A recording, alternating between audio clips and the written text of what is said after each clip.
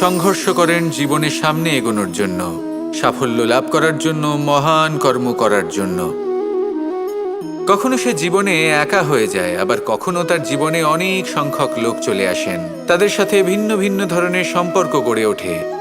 কিন্তু তখনই সাবধান থাকা প্রয়োজনীয়, কারণ সব সম্পর্ক সত্য হয় না। যেমন দেখবেন, যখন সাফল্য আসে তখন জীবনে অনেকগুলো সম্পর্কও আসে, নতুন নতুন সম্পর্ক গড়ে ওঠে। কিন্তু যখন ব্যর্থতা আসে তখন খুব কম সম্পর্ক গড়ে ওঠে। আর বেশিরভাগ সময় এই ব্যর্থতার সময় গড়ে ওঠা সম্পর্ক আজীবন আপনার সাথে থেকে যায়। সাফল্য হোক বা অসফলতা, তার কোনো প্রভাব সেই সব সম্পর্কে পড়ে না।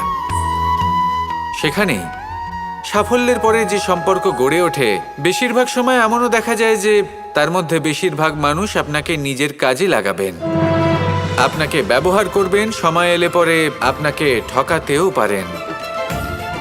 এর অর্থ এটা নয় যে আপনি জীবনে নতুন সম্পর্ক বানাবেন না, অবশ্যই বানাবেন, কিন্তু ব্যক্তি এবং সম্পর্কের পরখ করা আবশ্যক, আর সময় সময় সেটা করা আবশ্যক।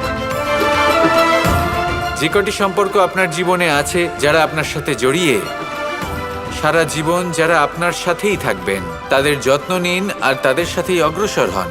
আর আমার সাথে ভালোবেসে বলুন, রাধা।